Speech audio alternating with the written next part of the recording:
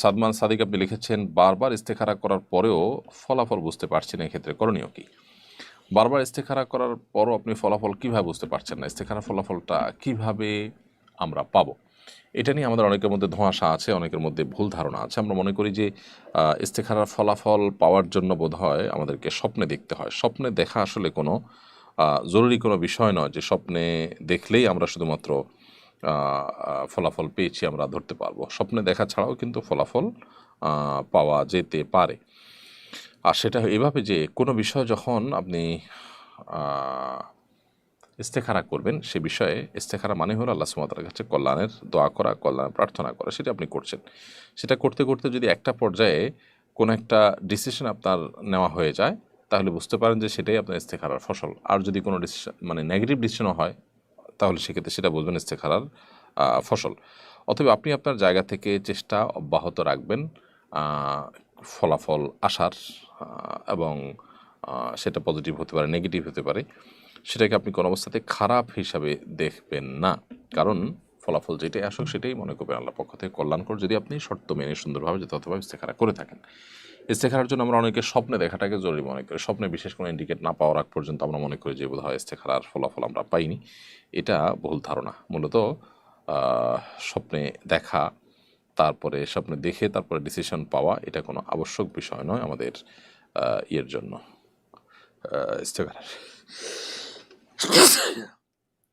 ইস্তেখারার ফসলের জন্য। আলহামদুলিল্লাহ। এরপর এমডি খোকন আপনি লিখেছে, আমি দুবাই থাকি। অনেক সময় মসজিদের ভেতর জায়গা না পেয়ে বাইরে নামাজ পড়তে হয়। কখনো কখনো মেয়েরা অর্ধলঙ্গ অবস্থায় চোখের সামনে দিয়ে যায়। নামাজরত অবস্থায় নজরে পড়ে যায়, এতে নামাজ হবে কিনা? আল্লাহ তাআলা মাফ করুন, মুসলিম দেশে ওই ধরনের নোংরা দৃশ্য আমাদেরকে দেখতে হয়। এটি দুর্ভাগ্য আমাদের জন্য। তো বাইরে যদি আপনি নামাজ পড়েন, তাহলে সেক্ষেত্রে এরকম দৃশ্য চোখে পড়বে সেরকম আশঙ্কা তৈরি হলে আপনি প্রয়োজনে চোখ বন্ধ করে রাখবেন। তারপরে আপনি চেষ্টা করবেন নিজেকে সেভ করার এই ধরনের দৃশ্য দেখা থেকে। আল্লাহ তাআলা আপনাকে হেফাজত করুন, এবং আমরা দোয়া করি যে ঈমান আমল আমাদের নিরাপদে থাকুক, এবং এই ধরনের গুনাহের যে পরিবেশ আছে সমস্ত পরিবেশ থেকে আমরা যেন বেঁচে থাকতে পারি। আল্লাহ তাআলা আমাদেরকে সেই তৌফিক দান করুন। এরপর এমডি সাদিকুল আপনি লিখেছেন, নিজে নিজে ড্রাইভিং লাইসেন্স করতে গেলে অনেক সমস্যায় পড়তে হয়। অত অবস্থা দালাল ধরে ড্রাইভিং লাইসেন্স করা যাবে কিনা? দালাল যদি এজন্য ধরেন যে তিনি আপনাকে কাজগুলো সহযোগিতা করবেন, হেল্প করবেন, কাগজপত্র ঠিক করে দিবেন, ফর্ম ফিল আপটা ঠিকমতো করে দিবেন, যেগুলো হয়তো আপনার জানা নেই, কাগজগুলো দেখে নেবেন যে যেটা হয়তো আপনার নিজে নিজে করতে গেলে ভুলভাল হয়ে যেতে পারে।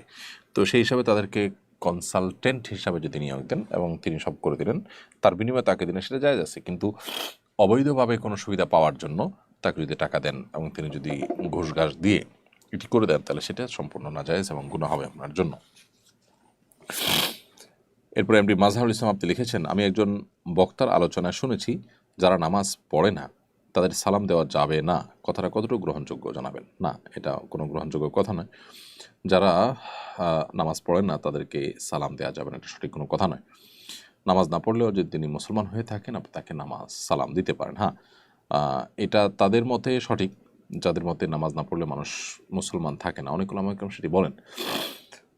যেহেতু মুসলমানই থাকে না, সেহেতু তাকে সালাম দেওয়া যাবে না। ওই দৃষ্টিভঙ্গি থেকে এটি ঠিক আছে, এটা তাদের মত। তবে বাংলাদেশের বেশিরভাগ মানুষই যেহেতু হানাফি থট ফলো করেন, হানাফি উলামা ইকরাম এবং অন্যান্য ইমামদের মতে এটি নামাজ তরককারী ব্যক্তি যদি নামাজ তরক করছেন কিন্তু তার মধ্যে অপরাধ বোধ কাজ করে, তিনি নিজেকে মুসলমান হিসাবে দাবি করেন, তাহলে সে ব্যক্তি মুসলমান থাকে বিধায় তাকে সালাম দিবেন।